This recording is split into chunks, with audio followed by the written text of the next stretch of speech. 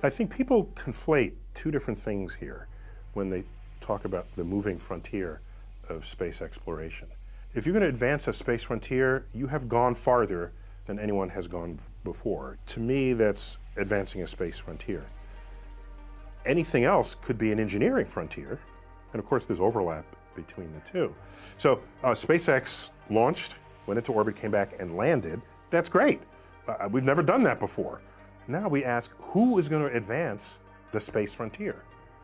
The history of this exercise, high risk, with little promise of economic return for doing it first.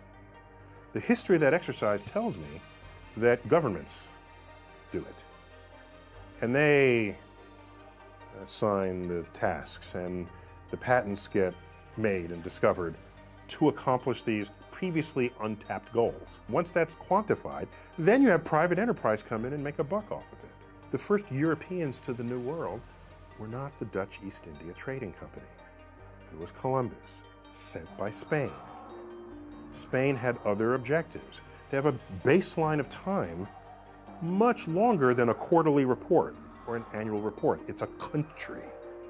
Countries can make those kinds of investments, particularly if the long-term return on that investment is for the greater glory of the country itself.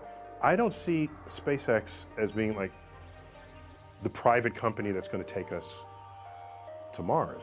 They could do it on a SpaceX rocket. That's not a new thing, the relationship between NASA and all the rest. What would be new is if SpaceX said, we're going to Mars and we don't need any governmental help and we're going to do this as a complete commercial exercise. I just don't see that happening. Imagine the conversation.